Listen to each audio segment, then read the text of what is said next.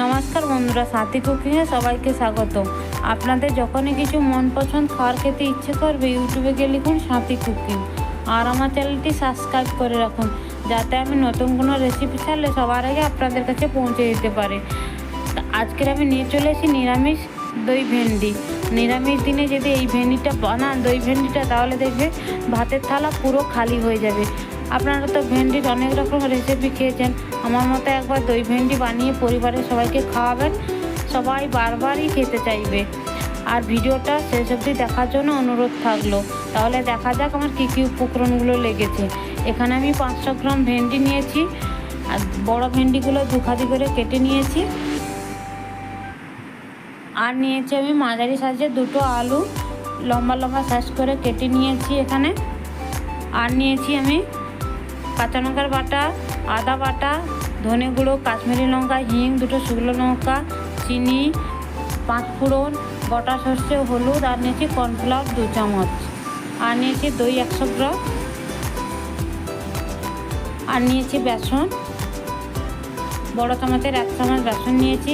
এবার আমি একটা পাত্র নিয়েছি, দিয়ে ভেন্ডিটা আমি রেডি করে নেব। ভেন্ডিটা ওর মধ্যে আমি দিয়ে দিলাম, সামান্য পরিমাণ মতো লবণ দিলাম, হলুদ দিলাম 1 চামচ ছোট চামচের, আর দিলাম কর্নফ্লাওয়ার বড় চামচের, এটা 1 চামচ। আর দিয়ে দেবো বড় চামচের 1 চামচ বেসন।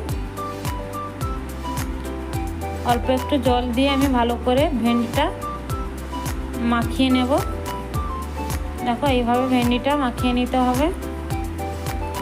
দিয়ে আমি ওইটাকে ঢাকা দিয়ে রেখে দিলাম 5 মিনিটের জন্য। আর এদিকে আমি সর্ষেটা রেডি করে নিচ্ছি। দেখো সর্ষেটা আমি আগে থেকে গুঁড়ো করে নিলাম, তারপরে জল দিয়ে করলাম, একদম সুন্দর পেস্ট হয়ে গেছে। এবার আমি গ্যাসের মধ্যে কড়াইটা বসিয়ে দিয়েছি, তেলটা দিয়ে দিলাম। এবার তেল গরম হয়ে গেছে, আমি এরকমভাবে ভেন্ডিগুলো ভেজে নেব। আর বন্ধুরা, আমার ভিডিওটা যদি ভালো লাগে একটা লাইক করবে আর কমেন্ট করে জানাবে রেসিপিটা কেমন হয়েছে। আর নতুন বন্ধু চ্যানেলে এলে চ্যানেলটা সাবস্ক্রাইব করার জন্য অনুরোধ থাকলো। দেখো এইভাবে গ্যাসের ফ্লেমটা হালকা করে ভেন্ডিগুলো আমি ভেজে নিয়েছি। দেখো ভেন্ডির কালারগুলো খুব সুন্দর আছে।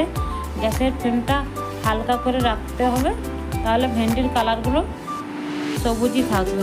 এখন ভেন্ডির কালারগুলো খুব সুন্দর। এই একই তেলের মধ্যে আমি রান্নাটা করে নেব। ওর মধ্যে আলুটা দিয়ে দিলাম, একটু লবণ দিয়ে দিলাম, দিয়ে আলুটাকে আমি ভেজে নেব। আলুটাকে আমি প্রায় 70 ভাগের মতো ভেজে নিয়েছি। আলুটাকে ওই একই কড়াইয়ের মধ্যে আমি রান্নাটা করে নেব। ফোড়নের জন্য দিয়ে দেব 2 শুকনো লঙ্কা, আর দেবো হিং। হিংটা আমি জল ছিল বাটির মধ্যে রেখে দিয়েছিলাম বলে গডলা বাগিয়ে গেছিলো। এই ভুলটা তোমরা কেউ করবে না। এই হিংটা আমি দিয়ে দিলাম।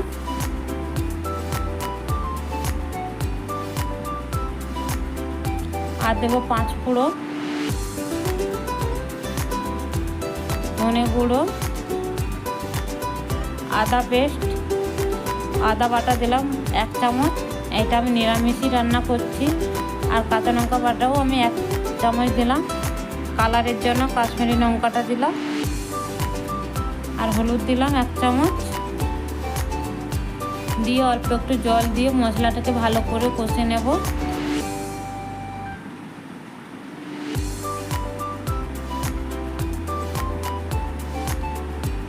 মশলাটা আমার কষা হয়ে গেছে। এবার আমি সর্ষের পেস্টটা দিয়ে দিলাম। মিক্সার জারটা ধুয়ে অল্প একটু আমি জল দিয়ে দিলাম, ভালো করে এবার সর্ষেটা কষে নেব।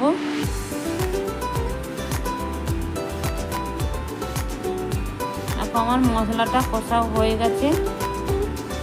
এরপর আমি দিয়ে দেবো আগে থেকে যে দইটা আমি ভালো করে ফেটিয়ে রেখেছিলাম, ওই দইটা আমি দিয়ে দিলাম। বাটিটা ধুয়ে একটু আমি জল দিয়ে দিলাম। এবার দই দিয়েছি, গ্যাসের ফ্লেমটা হালকা রাখতে হবে, কারণ এই সময় যদি গ্যাসের ফ্লেমটা হাই রাখো তাহলে দইটা কেটে যাওয়ার সম্ভাবনা থাকে।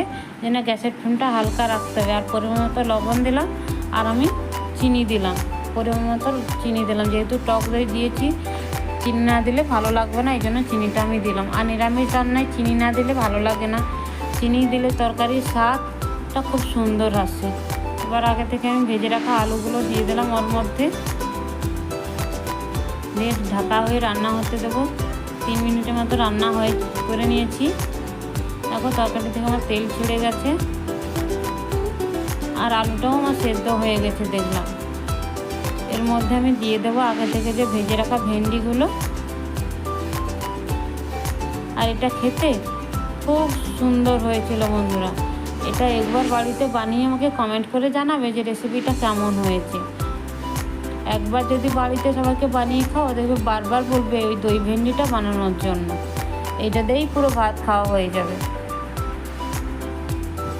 আমি ভালো করে মশলার সাথে নেড়ে চেড়ে এখানে জলটা আমি দিয়ে দিলাম, হালকা জল দিলাম।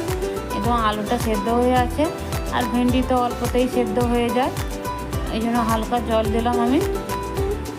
আর তোমরা যদি গ্রেভিটা বেশি রাখতে চাও তাহলে একটু বেশি জল দিও। আমি হালকা জল দিয়ে আবার ঢাকা দিয়ে রান্নাটা করে নিলাম।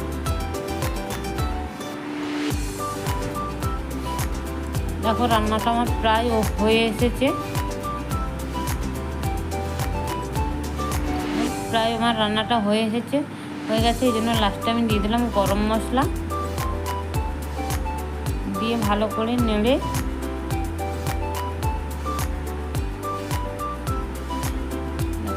গ্যাসের ফ্লেমটা বন্ধ করে আমি ঢাকিয়ে রেখেছিলাম 2 মিনিটের মতো। তারপরে আমি তোমাদের সার্ভ করে দেখাচ্ছি। দেখো এইটা খেতে জাস্ট অসাধারণ হয়েছিল বন্ধুরা। তোমরা একবার বাড়িতে বানিয়ে কমেন্ট করে জানিও। ভালো থেকো, সুস্থ থেকো। আবার দেখাবে নতুন একটা রেসিপি নিয়ে। গুড নাইট বন্ধু।